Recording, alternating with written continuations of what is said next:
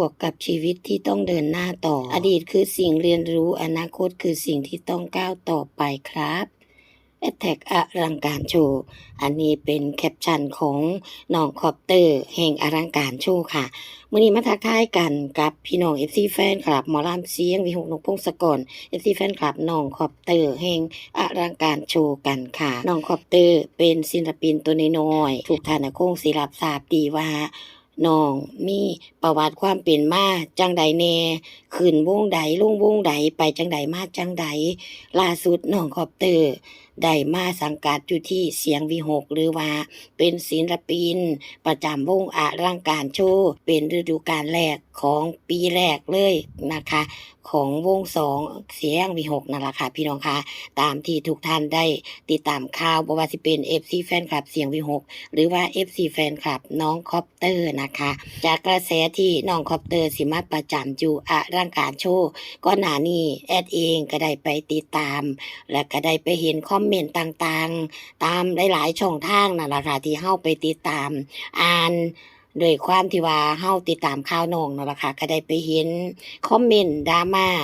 หลายๆคอมเมนต์เลยนะคะเว้าถึงน้องคอปเตอร์ต่างๆนานานะคะจริงๆแล้วเด็กน้อยประมาณนี้มีความสามารถขนาดนี้ถือว่าสุดยอดแล้วนะคะพี่น้องค่ะแต่นั่นล่ะค่ะกระแสตีกลับมาหาน้องหลายสิ่งหลายอย่างพอสมควรตามที่เฮาได้ไปอ่านคอมเมนต์หลายๆหม่องหลายๆช่องค่ะบางท่านก็บอกว่าให้ไปรักษาโรคขี้คร้านให้หายขาดซะก่อนค่อยมาขึ้นกับวงอื่นคอปเตอร์เป็นเด็กน้อยอย่างงี้อย่างงั้นหลายสิ่งหลายอย่างนะคะบ่ดังดอกบ่ปางดอกโน่นนี่นั่นบ่สร้างสรรค์เลยสำหรับเด็กน้อยนะคะดีที่สุดคือให้กำลังใจเด็กน้อย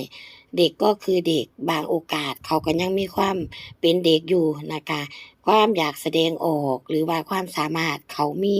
เต็มร้อยแต่นั่นล่ะค่ะบางเทื่อความเป็นเด็กน้อยก็เฮ็ดให้เขาอาจจะ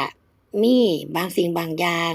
ในบางโอกาสที่ขาดหายไปกับความรับผิดชอบแต่ณปัจจุบันนี้ได้มาสู่บ้านอลังการโชว์หรือว่าเสียงวิหกเนี่ยเชื่อมั่นว่าทั้ง2บอสหรือว่าทางผู้จัดการใหญ่หรือว่าพระเอกออสบุญชรินทร์เนี่ยเพิ่นดูแลดีเพิ่นสอนดีค่ะพี่น้องน้องก็ต้องพัฒนาไปประสบการณ์ที่ผ่านมารู้หลายสิ่งหลายอย่างแล้วก็จะพัฒนาต่อไปให้โอกาสเด็กน้อยค่ะบ่ต้องไปบุลลีหรือว่า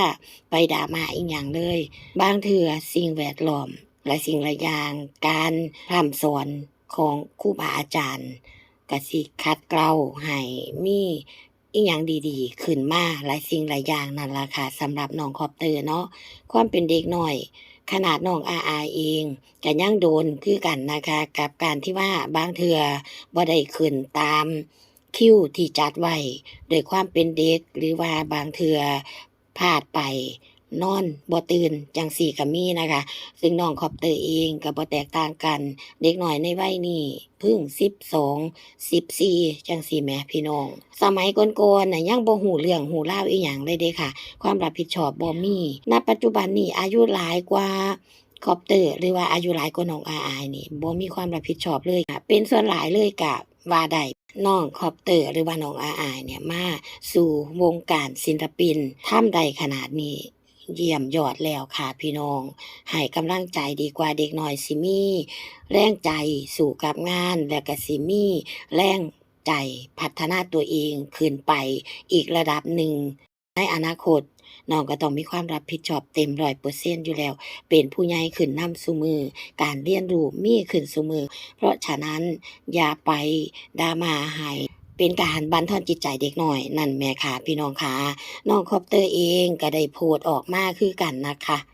จากที่มีกระแสมา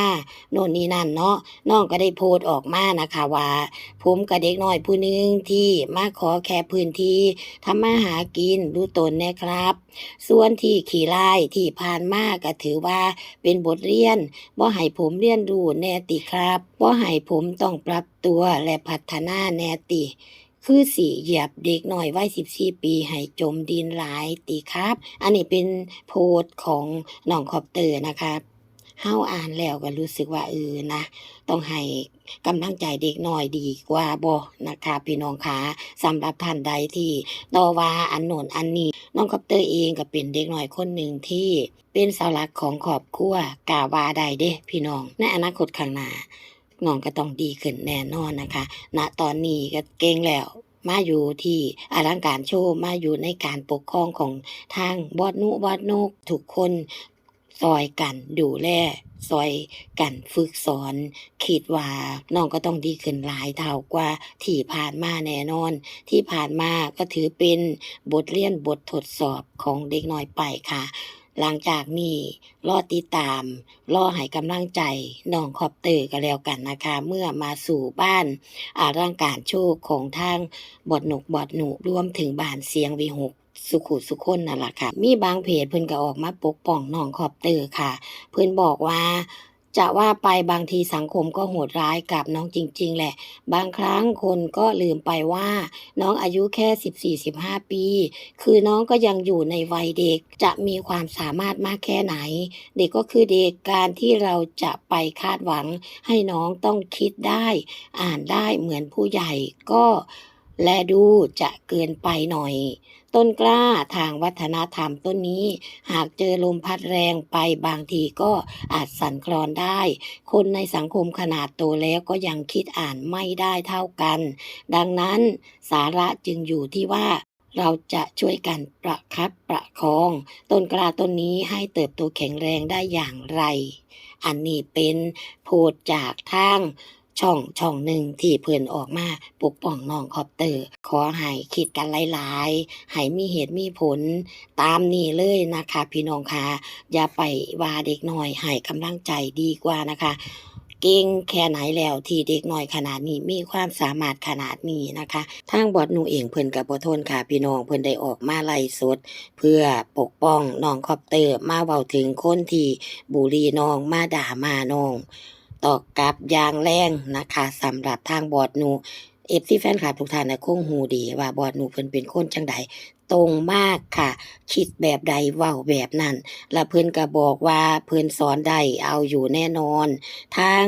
พระเอกออสบุญชลินเนี่ยเพิ่นสอนดีอบรมดีอยู่แล้วเชื่อมั่นในฝีมือและก็อีกหลายๆอย่างที่ทางบอดหนูเพิ่นได้เว้าเนาะค่ะเฮาก็ติดตามเบิ่งว่าจากนี้ต่อไปน้องคอปเตอร์สิ